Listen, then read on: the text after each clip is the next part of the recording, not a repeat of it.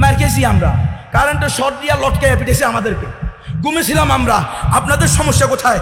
আমরা উম্মার ঈমান হেফাজতের জন্য প্রয়োজনে কল্লা দিয়ে দিব, কিন্তু তাগুতের কাছে মাথা নত করব না ইনশাআল্লাহ। নারে তাকবীর, আল্লাহু আকবার। ওয়ারিস যেহেতু আম্বিয়ায়ে কেরামের, সুতরাং জেল জুলুম খাটতে হলে এটাকে আম্বিয়ায়ে কেরামের সুন্নত হিসেবে মেনে নিতে হবে। জেল জুলুমের ভয়ে কথা পরিবর্তন করা যাবে না। জেল জুলুমের ভয়ে মুসলমানদের ইসলামী সিলেবাসকে নাস্তিক্যবাদের সিলেবাসে পরিণত করা যাবে না।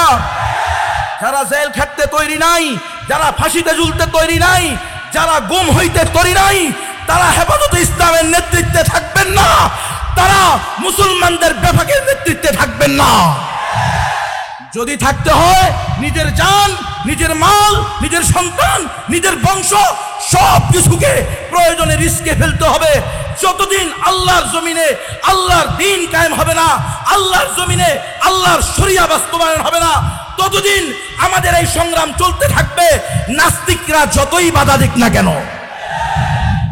আমাদের ওলামায়ে কেরাম, আমাদের আকাবিরগণ যেই দফাগুলো দিয়ে গিয়েছেন, এই নাস্তিক্যবাদের আস্ফালন যতদিন বন্ধ হবে না, নাস্তিক্যবাদী সিলেবাস যতদিন বন্ধ করা হবে না, ঈমানওয়ালা মুসলমানদের নিকটে তাওহীদের সাথে সমন্বয় করে, ইসলামের সাথে সমন্বয় করে সিলেবাস তৈরি করা না হলে হেফাজতে ইসলাম কখনো ঘরে ফিরবে না ইনশাআল্লাহ। মুহিবুল্লাহ বাবুনগরী সাহেব দামাত বারাকাতুহুল আলিয়া, আমিরে হেফাজত, কায়েদে মিল্লাত, আল্লাহ তাআলা হযরতকে নেক হায়াত দান করেন। আমি প্রায় 12:30টার সময় এখানে আসছি, অনেক আগে চলে আসছি, আমি জানি না, আমি মনে করছি জোহরের পর্ব শুরু হয়ে যাবে, আমার ভুল ছিল। যাই হোক, হযরত আমাকে একটা কথাই বললেন স্পষ্ট। আমি হুজুরকে যখন বিভিন্ন বিষয় বললাম, হুজুরের কথা হলো, গুনবী সাহেব আমার বয়স কিন্তু শেষ, হায়াত শেষের দিকে, জানি না কয়দিন বাঁচি। এখন আপনি এসে আমার পাশে বসছেন কা? জেলে যখন গেছেন তখন আমার নিয়ে যান নাই কে? এদেরকে বলে আকাবির বেটা। আর যে আকাবিরেরা আকাবির সেজে বসে আর কয় দেখছো নি এত এত হক কথা কইছে, এখন নিজেও ধ্বংস হয়েছে, পরিবারও ধ্বংস হয়েছে। নাউযুবিল্লাহ মিন যালিক। তার মানে নবী রাসূলরা ধ্বংস হয়েছে, সাহাবায়ে কেরামরা ধ্বংস হয়েছে।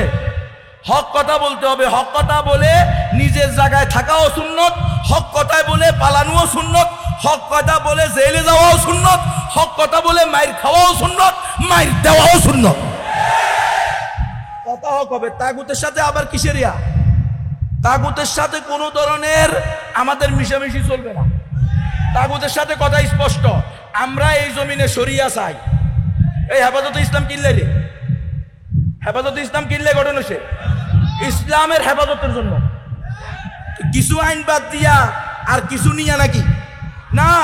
সুতরাং হেফাজত ইসলামের যত কর্মসূচি আছে, সকল কর্মসূচির প্রধান ঘোষণা হবে, মিছিল হবে, আমরা পূর্ণাঙ্গ জীবন বিধান ইসলামকে চাই।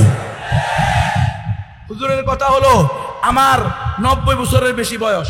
জুনায়েদ বাবুনগরীর বয়স যখন 7 বছর, তখন আমি এই দারুল উলুম দেওবন্দ থেকে দাওরা হাদিস শেষ করে দেশে আসছি। ওই বছর জুনায়েদ বাবুনগরীর খতম হয়েছে, আমার ছোট বোনের ছেলে।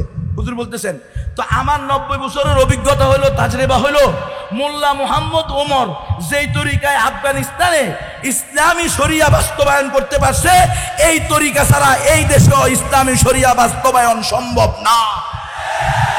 হুজুরের স্পষ্ট কথা গুনবী সাহেব শুনেন, এই গণতন্ত্র দিয়ে, এই সেকুলারিজম দিয়ে, এগুলো দিয়ে, জমহুরিয়ত দিয়ে কোনোদিন ইসলাম প্রতিষ্ঠা সম্ভব না।